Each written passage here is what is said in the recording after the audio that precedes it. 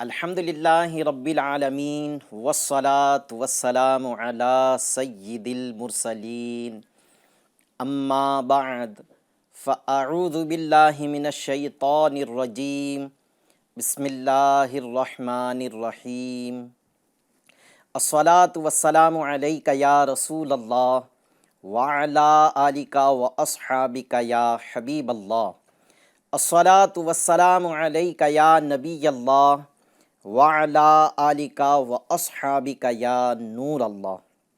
F G N channel کے ناظرین، ایک بار پھر سلسلہ اللہ کے محبوب بندے لیے حاضر ہے۔ آج بھی انشاءاللہ عز و جل اللہ کے ایک محبوب بندے کا ذکر خیر کریں گے، ان کی زندگی کے معمولات، ان کی زندگی کے واقعات سنیں گے تاکہ نصیحت کے کچھ مدنی پھول حاصل کر کے اپنی زندگی کو ہم بہتر بنا سکیں۔ کون شخصیت ہے انشاءاللہ عز و جل ان کا ذکر کریں گے بھی، نام بھی بتائیں گے، اور ان کی زندگی کے نسب، ان کی زندگی کے کچھ معاملات بھی آپ کے سامنے بیان کریں گے۔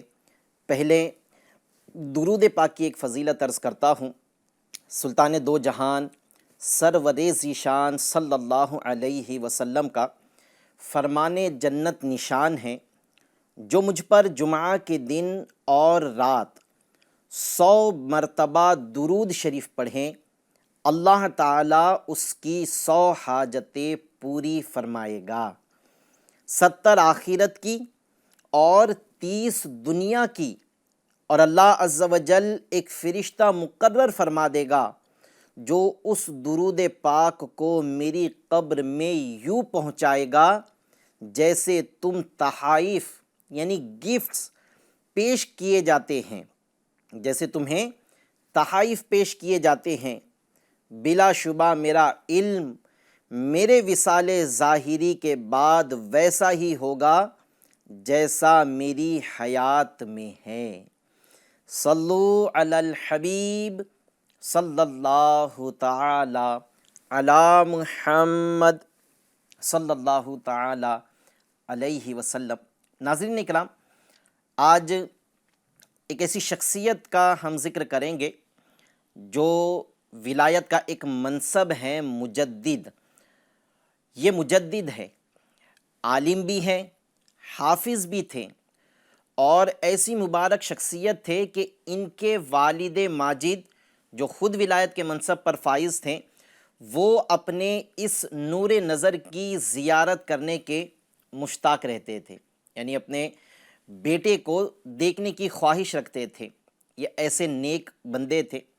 یہ وہ شخصیت ہیں جو بہت زیادہ با ادب تھے، حتیٰ کہ سادے کاغذ کہ ہو سکتا ہے کہ یہ سادے کاغذ جس کے اوپر کوئی کچھ لکھا نہ ہو، تو آپ کا اپنا ذہن یہ ہوتا تھا کہ یہ سادہ کاغذ اگرچہ ہیں لیکن یہ کسی چیز کے لکھے جانے کے کام آتا ہے۔ ہو سکتا ہے کہ اسی کاغذ پر اللہ کا نام بھی لکھا جائے۔ ایسے ادب کرنے والے تھے، اور آپ کے ادب نے آپ کو بہت اونچے مقام پر فائز کیا۔ یہ شخصیت ہمارے ہند کی رہنے والی شخصیت ہے اور بہت برکتوں والی شخصیت ہے۔ یہ نقش بندیہ سلسلے کے اور سیدنا فاروق اعظم رضی اللہ تعالیٰ عنہ کی اولاد میں ہیں۔ نقش بندیہ سلسلے کے بزرگ ہیں، فاروق اعظم رضی اللہ تعالیٰ عنہ کی اولاد میں ہیں۔ شاید جو باتیں میں نے عرض کی ہیں تو آپ سمجھ گئے ہوں گے کہ میں کس شخصیت کا آج آپ کے سامنے ذکر کروں گا۔ جی ہاں، آج کی مبارک شخصیت جن کا ہم ذکر خیر سنیں گے اللہ کے محبوب بندے میں، وہ مبارک شخصیت ہے مجدد الف ثانی رحمۃ اللہ تعالی علیہ۔ پہلے ان کی زندگی کے وہ حالات جو آپ کی پیدائش، آپ کے نسب، آپ کے اصل نام، آپ کی کنیت، آپ کے القاب سے تعلق رکھتی ہیں، وہ عرض کرتا ہوں۔ سلسلے عالیہ نقش بندیہ کے عظیم پیشوا ہیں حضرت سیدنا مجدد الف ثانی شیخ احمد سر ہندی فاروقی رحمۃ اللہ تعالی علیہ۔ ان کی ولادت باسعادت ہند کے مقام سر ہند میں 14 شوال المکرم 971 ہجری 971 ہجری اسلامی سال کے اعتبار سے 971 ہجری اور عیسوی سال کے حساب سے 1563 عیسوی کو ہوئی۔ سرہند ہمارے وطن عزیز ہندوستان کے اسٹیٹ پنجاب کا ایک چھوٹا سا قصبہ ہے، ایک چھوٹا سا گاؤں ہے۔ یہاں پر آپ رحمۃ اللہ تعالی علیہ کی ولادت ہوئی۔ آپ رحمۃ اللہ تعالی علیہ کا نام مجدد الف ثانی نہیں تھا، بلکہ آپ کا اصل نام احمد ہے، کنیت ابو البرکات ہے اور لقب بدر الدین ہے۔ آپ رحمۃ اللہ تعالی علیہ، جیسے کہ میں نے کہا کہ یہ فاروق اعظم رضی اللہ تعالی عنہ کی اولاد میں سے ہیں۔ حضرت سیدنا شیخ مجدد الف ثانی رحمۃ اللہ تعالی علیہ نے اپنے والد ماجد شیخ عبد الاحد رحمۃ اللہ تعالی علیہ سے کئی علوم حاصل کیے، چونکہ یہ بھی عالم تھے، ان کے والد ماجد اور ولایت کے منصب پر بھی فائز تھے، تو شروعاتی علم جو ہے آپ نے اپنے والد ماجد سے حاصل کیا۔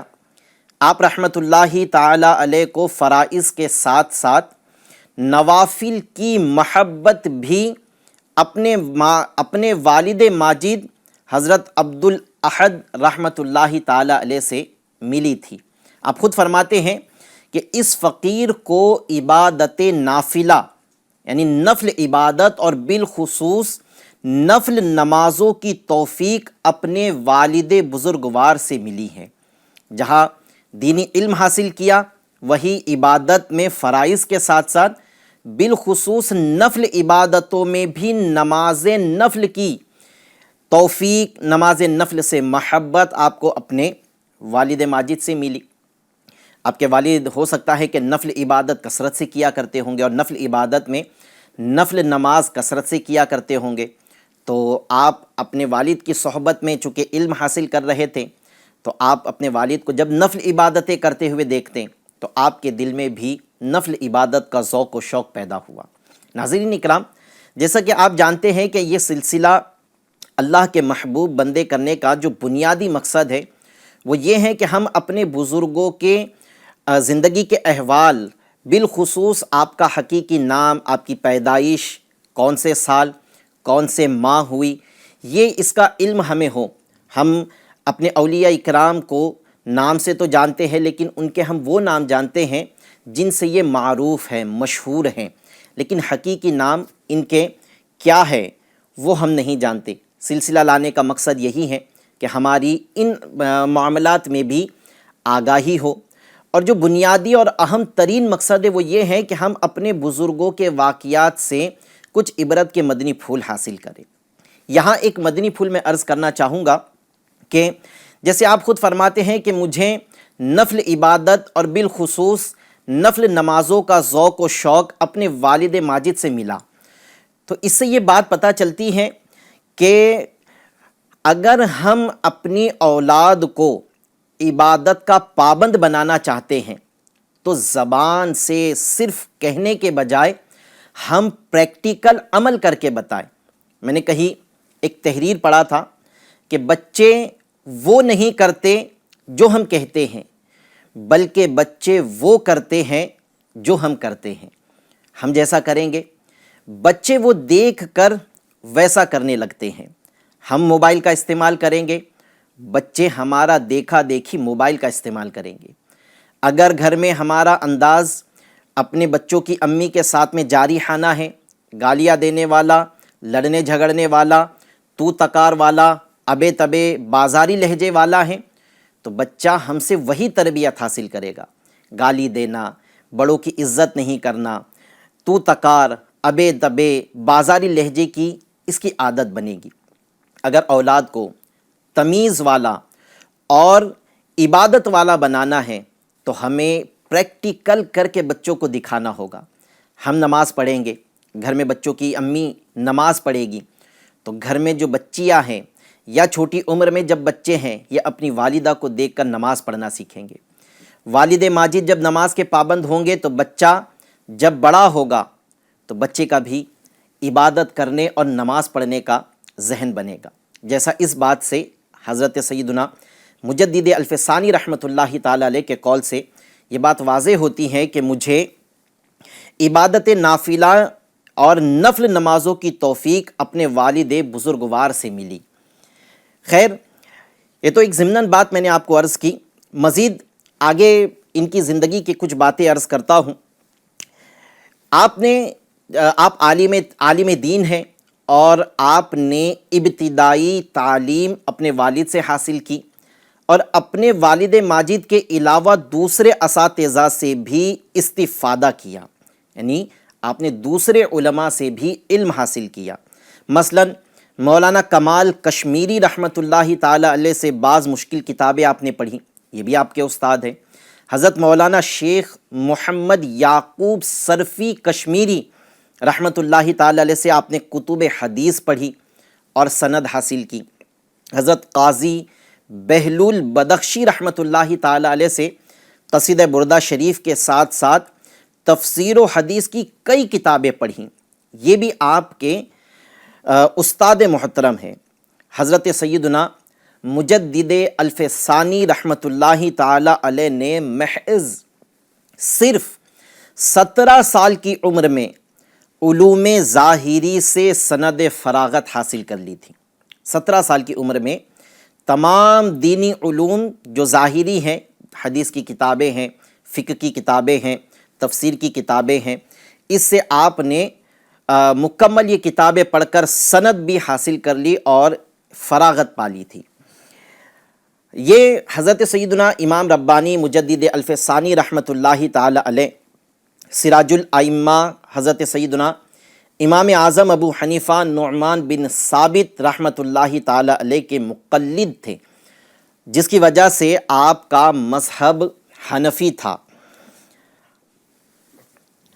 پیارے پیارے اسلامی بھائیوں، مجدد الفسانی رحمۃ اللہ تعالی علیہ کی زندگی کے اگر ہم حالات پڑھیں، پیدائش کی تاریخ، دنیا سے پردہ کرنے کی تاریخ، آپ کا نام، آپ کی زندگی کے کچھ واقعات اگر ہم پڑھتے ہیں تو ہمیں ایک بات بخوبی پتہ چلتی ہے کہ مجدد الفسانی رحمۃ اللہ تعالی علیہ اور مجدد اعظم اعلیٰ حضرت رحمۃ اللہ تعالی علیہ، یہ دونوں شخصیات مجدد بھی ہیں اور بھی ان میں کئی ایک چیزیں ایک دوسرے سے مشابہ ہیں، مماثلت رکھتی ہیں، ایک جیسی ہیں۔ قریب 7 چیزیں ایسی ہیں جو دونوں میں بالکل مشترکہ ہیں، ایک جیسی ہیں۔ وہ کیا ہیں؟ حضرت سیدنا مجدد الفسانی رحمۃ اللہ تعالی علیہ اور مجدد اعظم امام اہل سنت مولانا شاہ امام احمد رضا خان علیہ رحمۃ الرحمن، دونوں کا حقیقی نام احمد تھا۔ ایک تو مشترکہ بات ایک یہ ہے کہ دونوں کے نام احمد ہیں۔ دوسری مشترکہ بات، دونوں بزرگوں نے، اعلیٰ حضرت نے بھی اور امام ربانی مجدد الفسانی رحمۃ اللہ تعالی علیہ نے بھی اپنی زندگی میں تعلیم حاصل کرنے کا سلسلہ سب سے پہلے اپنے والد سے شروع کیا۔ اعلیٰ حضرت کا بھی یہی معاملہ تھا کہ آپ نے سب سے ابتدائی تعلیم اپنے والد ماجد سے حاصل کی، اور امام ربانی کا بھی انداز یہی تھا۔ یہ دوسری چیز ہے۔ تیسری چیز ہے کہ دونوں کی تمام عمر اسلام کے خلاف اٹھنے والے فتنوں کو ختم کرنے، اسے دبانے اور اللہ تبارک و تعالیٰ کے کلمے کو بلند کرنے کے لیے گزری ہے۔ اعلیٰ حضرت کی ساری زندگی دیکھیں، کتاب لکھنے، تحریر کرنے، گستاخان رسول کی گستاخانہ عبارتوں کا جواب دینے اور سنتوں کو عام کرنے میں سے ساری زندگی گزری۔ اور آپ رحمۃ اللہ تعالی علیہ کی زندگی بھی، یعنی امام ربانی کی زندگی بھی اسی معاملے میں گزری ہیں۔ تو یہ تیسری چیزیں جو دونوں میں مشترکہ پائی جاتی ہیں۔ چوتھی چیز، دونوں صاحبان نے کبھی بھی باطل کے سامنے سر نہیں جھکایا، آپ حق پر ڈٹے رہیں۔ اعلیٰ حضرت رحمۃ اللہ تعالی علیہ کے بارے میں بھی یہی ہے، امام ربانی رحمۃ اللہ تعالی علیہ کے متعلق بھی یہی ہے۔ پانچویں چیز، دونوں اولیاء کرام مجدد کے منصب پر فائز تھے۔ یہ ولایت کا ایک منصب ہے۔ اعلیٰ حضرت رحمۃ اللہ تعالیٰ علیہ بھی مجدد تھے، اور حضرت سیدنا امام ربانی مجدد الف ثانی رحمۃ اللہ تعالیٰ علیہ بھی مجدد تھے۔ یہ پانچویں بات ہے۔ چھٹی بات کہ اعلیٰ حضرت رحمۃ اللہ تعالیٰ علیہ کی پیدائش 10 شوال المکرم کو ہوئی۔ مہینہ اسلامی اعتبار سے شوال کا تھا اور تاریخ 10 تھی، اور امام ربانی رحمۃ اللہ تعالیٰ علیہ کی بھی پیدائش شوال المکرم کے ہی مہینے میں ہوئی، اور تاریخ تھی 14 شوال۔ تو یہ بھی ایک چیز آپ دونوں میں مشترکہ پائی جاتی ہے۔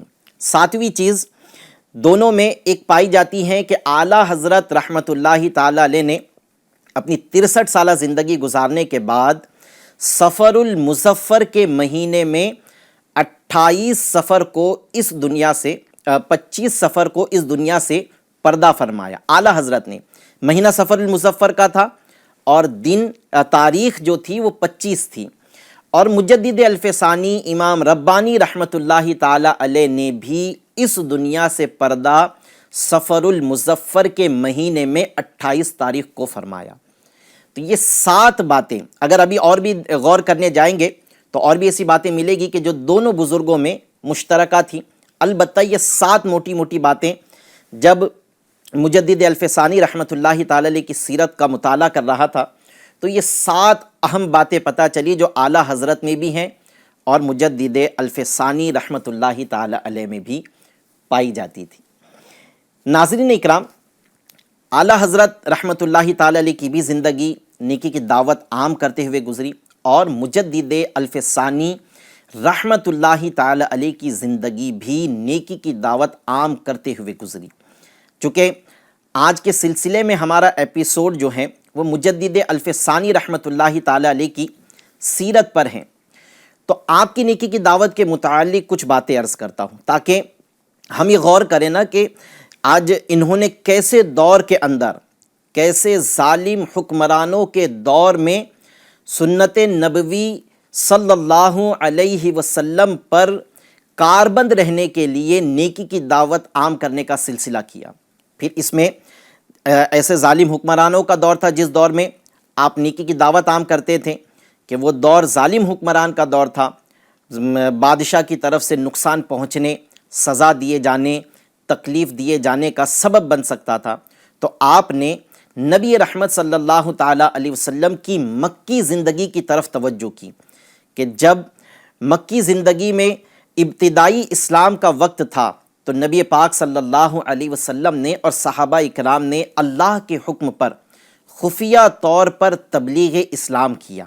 تو آپ رحمت اللہ تعالیٰ علیہ نے بھی اپنے نبی کی اس سنت پر عمل کرنے، اور حالات چونکہ ایسے تھے تو آپ نے اسی انداز سے نیکی کی دعوت عام کرنے کا سلسلہ شروع کیا۔ واقعہ مکمل عرض کرتا ہوں۔ حضرت سیدنا مجدد الف ثانی قدس سرہ النورانی نے یوں تو آپ رحمت اللہ تعالیٰ علیہ نے آگرہ میں بھی قیام کیا ہے۔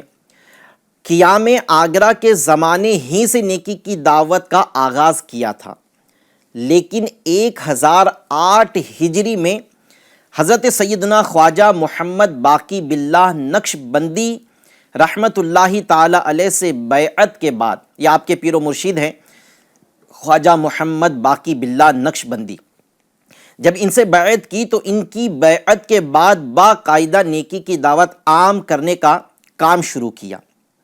عہد اکبری کے آخری سالوں میں، یعنی بادشاہ اکبر کی جب حکومت کا وقت تھا، اس وقت کے آخری سالوں میں آپ مرکز الاولیاء لاہور اور سرہند شریف میں رہ کر خاموشی اور دور اندیشی کے ساتھ اپنے کام میں مصروف رہے۔ چونکہ اس وقت یہ دونوں ملک الگ نہیں ہوئے تھے، یہ پورا ہندوستان ہی تھا، تو اسی دور میں یہ شہر لاہور کے شہر میں اور سرہند شریف میں رہ کر خاموشی اور دور اندیشی کے ساتھ اپنے کام یعنی نیکی کی دعوت عام کرنے میں مصروف رہیں۔ اس وقت علانیہ کوشش کرنا، لوگوں کو علانیہ نیکی کی دعوت دینا، یہ موت کو دعوت دینے کے برابر تھا۔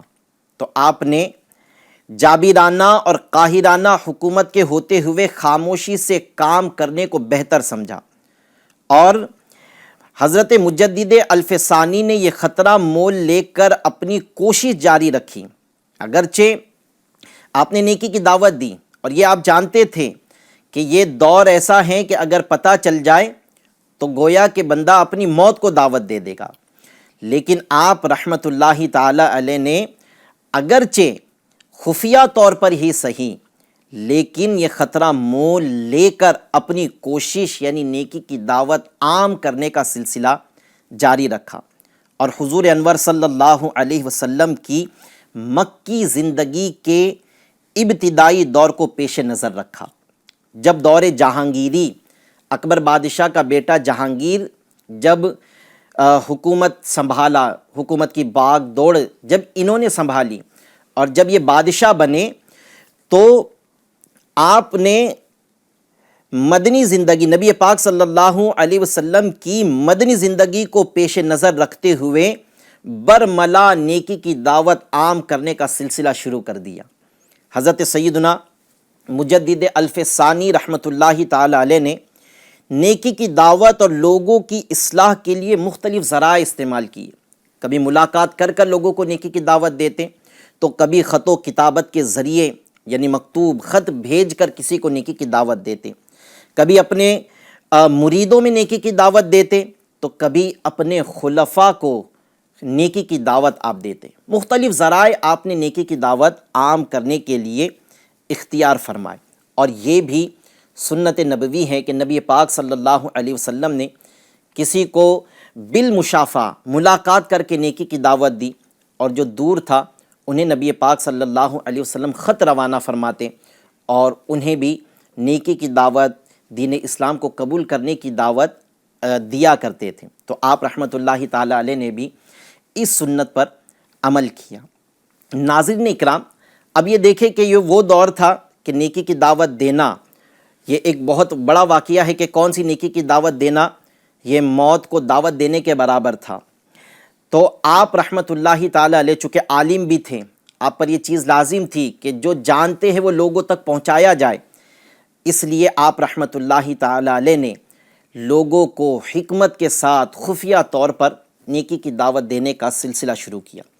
آج اگر جس دور میں میں اور آپ زندگی گزار رہے ہیں، میں اگر اپنے اطراف کے ماحول کو دیکھوں، جس دور میں ہم زندگی گزار رہے ہیں اس دور کی طرف اگر ہم نظر کریں تو ہمیں یہ بات پتہ چلے گی کہ آج کے دور میں علل اعلان کسی کو نماز کی دعوت دینا، کسی کو دین کی طرف بلانا، ماں باپ کے نافرمانوں کو ماں باپ کا مطیع و فرما بردار کرنے کی کوشش کرنا، یہ برا نہیں سمجھا جاتا، بلکہ کوئی تکلیف بھی نہیں دی جاتی، آسانیاں ہیں، بلکہ یوں کہا جائے کہ نیکی کی دعوت دینے والوں کو لوگ اچھا انسان سمجھتے ہیں، ان کی عزت کرتے۔ کوئی نیکی کی دعوت دینے آتا ہے تو لوگ اس کو دعوت پیش کرتے ہیں کہ آئیے چائے پی لیجیے۔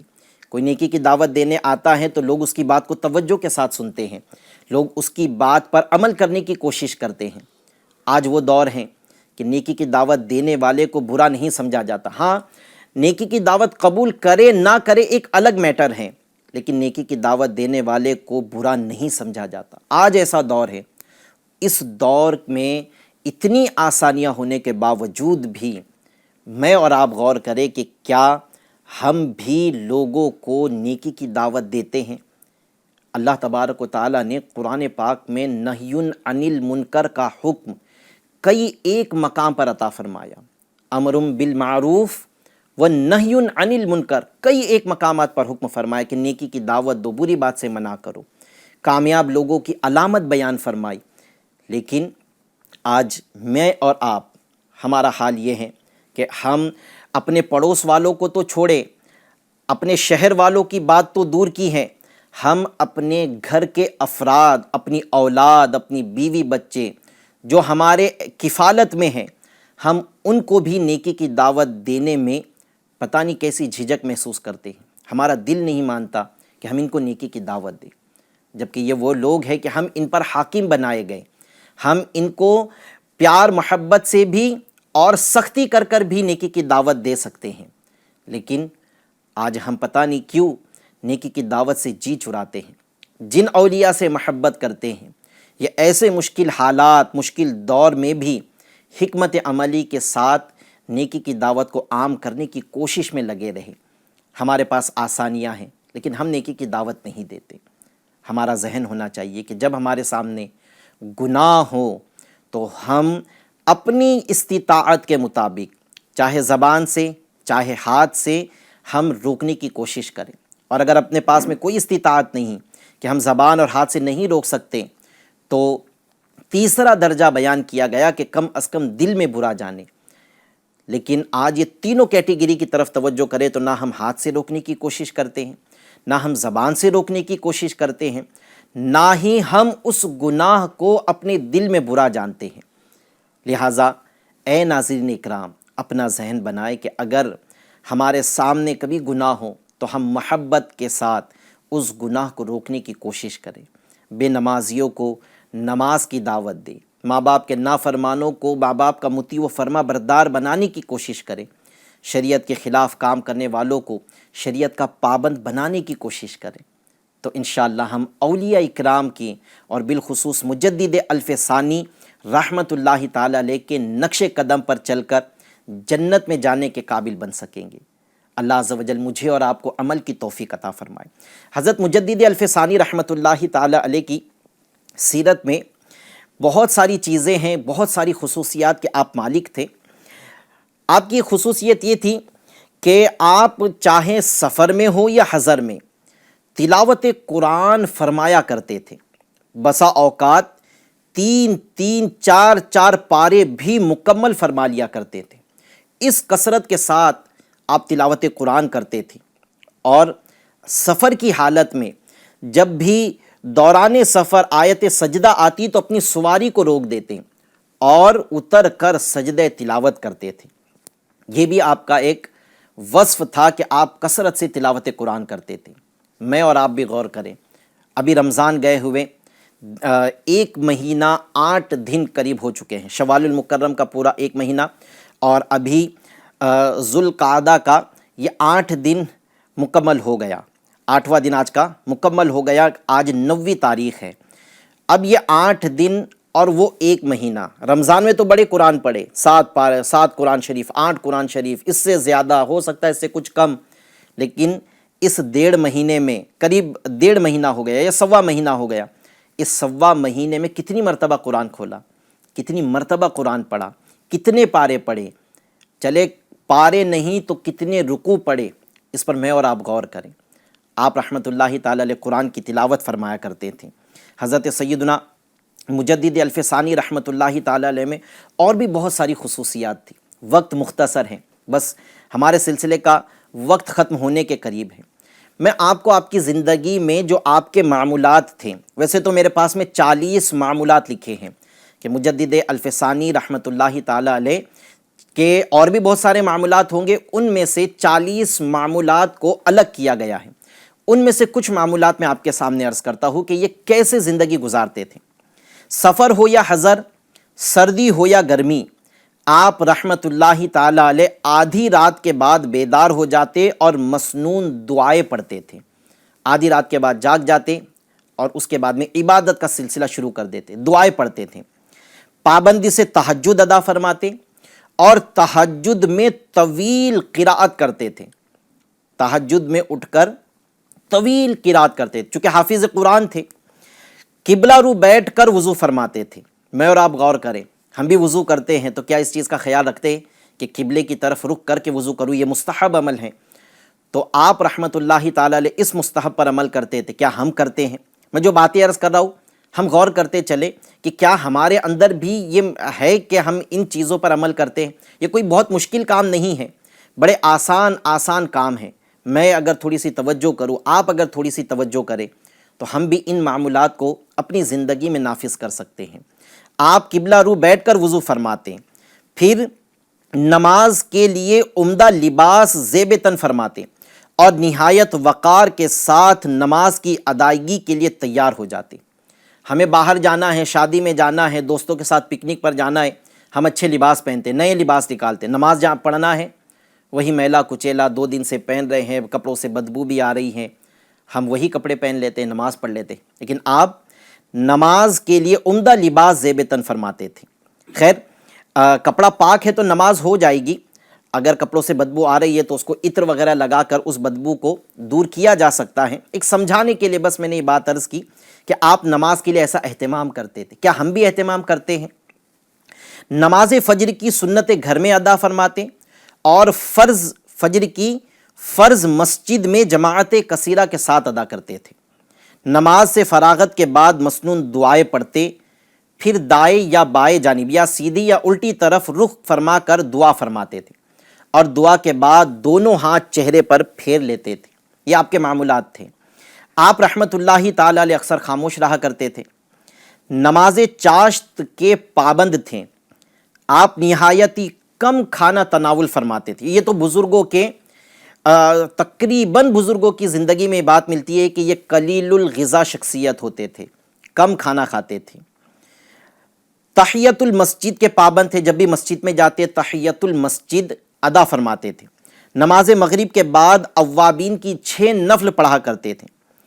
نماز وتر کی ادائیگی کے بعد، عشاء کی وتر پڑھنے کے بعد سنت کے مطابق قبلہ رخ ہو کر سیدھا ہاتھ دائیں رخسار کے نیچے رکھ کر آرام فرماتے تھے۔ یہ آپ کا انداز تھا۔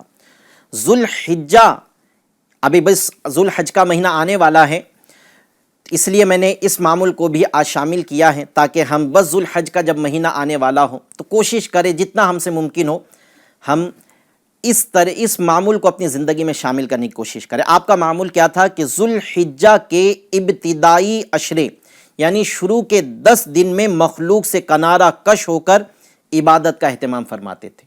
مخلوق سے کنارہ کش ہو جاتے اور عبادت میں تنہائی اختیار کر لیتے اور عبادت کرتے تھے۔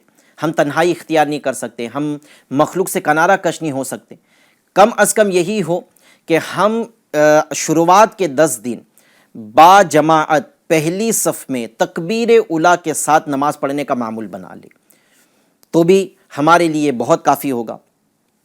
کثرت سے درود پاک پڑھتے اور خصوصاً شب جمعہ مریدوں کے ساتھ مل کر 1000 درود پاک کا نذرانہ بارگاہ رسالت مآب میں پیش کرتے تھے۔ ویسے روز پڑھتے، لیکن شب جمعہ کا یہ معمول تھا کہ اپنے مریدوں کو ساتھ جمع کر کے درود پاک پڑھتے اور نبی پاک صلی اللہ علیہ وسلم کی حضور اس کا نذرانہ پیش کرتے تھے۔ رمضان المبارک میں 3 قرآن پاک ختم فرمایا کرتے تھے۔ حافظ قرآن تھے، اس لیے اکثر تلاوت قرآن کا سلسلہ جاری رہتا تھا۔ انفرادی نماز میں رکوع و سجود کی تسبیحات 5، 7 یا 9 یا 11 مرتبہ ادا فرماتے تھے۔ اطمینان سے نماز پڑھتے، جب تنہا نماز پڑھ رہے ہو تو انفرادی نماز میں یہ معمول تھا کہ تسبیح 3 مرتبہ نہیں بلکہ 5، 7، 9 یا 11 مرتبہ پڑھتے تھے، رکوع اور سجدے کی تسبیح۔ اب ہم غور کریں، ہمارا حال تو یہ ہے کہ جب ہم تنہا نماز پڑھ رہے ہوتے ہیں تو ہم 3 تسبیح کو بھی مائنس کر کے 1 تسبیح پر آ جاتے ہیں۔ بس رکوع میں گئے، ایک بار پڑھا، رکوع سے سر اٹھایا، سجدے میں گئے، سجدے میں 1 تسبیح پڑھی، سر اٹھا کر بیٹھا، دوسرے سجدے میں گئے۔ ہماری نماز ایسی ہوتی جب ہم تنہا نماز پڑھنے لگتے ہیں، لیکن ان کا معمول تھا کہ جب نماز تنہا پڑھنے لگتے تو اپنی تسبیحات کو بڑھا دیتے تھے۔ سفر کے لیے اکثر آپ پیر یا جمعرات کا دن منتخب فرماتے تھے اور پیر یا جمعرات کو آپ سفر کیا کرتے تھے۔ سلام میں ہمیشہ پہل فرماتے تھے۔ علامہ بدر الدین سر ہندی رحمۃ اللہ تعالی علیہ فرماتے ہیں کہ میں امام کے ساتھ میں، امام ربانی کے ساتھ میں بہت سال رہا، لیکن مجھے علم نہیں کہ کبھی کسی آنے والے نے حضرت کو پہلے سلام کیا ہو۔ جب بھی کوئی آتا آپ سلام میں خود ہی پہل فرمایا کرتے تھے۔ یہ آپ کی عادت کریمہ تھی۔ ہم تو انتظار کرتے سامنے والا سلام کرے، میں تو بڑا ہوں، میں تو فلاں ہوں، میں تو پیسے والا ہوں، میرا نوکر، میرے پاس کام کرنے والوں کو میں سلام کیوں کروں؟ ہمارا ذہن یہ ہوتا ہے، لیکن آپ ولایت کے منصب پر فائز ہونے اور مجدد ہونے کے باوجود آپ سلام میں پہل کرتے تھے، سر پر امامہ شریف سجایا کرتے تھے۔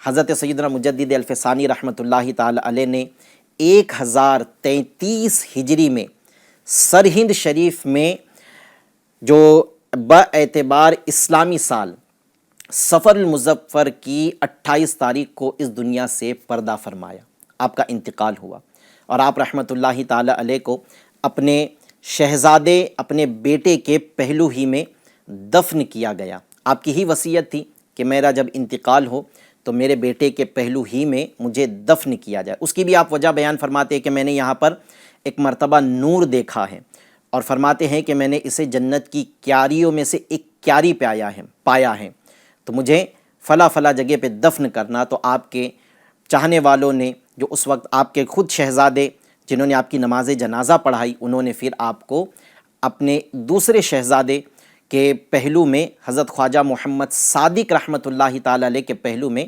آپ کو دفن کیا گیا۔ یہ تھی مجدد الف ثانی رحمۃ اللہ تعالی علیہ کی مختصر سیرت اور اس سے ملنے والے کچھ مدنی پھول۔ اللہ تبارک و تعالی ان کی سیرت پر عمل کرنے، ان کی سیرت سے مدنی پھول حاصل کرنے اور اسے اپنی زندگی میں نافذ کرنے کی ہمیں توفیق عطا فرمائے۔ ناظرین اکرام، ہمارے سلسلے کا وقت مکمل ہوا۔ انشاءاللہ عز و جل اگلے جمعہ پھر کسی اور اللہ کے محبوب بندے کی زندگی کے واقعات لے کر حاضر ہوں گے تاکہ کچھ نصیحت حاصل کر سکیں۔ تب تک کے لیے اجازت دیجیے۔ اللہ عز و جل ہم سب کا حامی و ناصر رہیں۔ صلو علی الحبیب صلی اللہ تعالی علی محمد صلی اللہ علیہ وسلم۔ اللہ والے ہیں جو اللہ سے ملا دیتے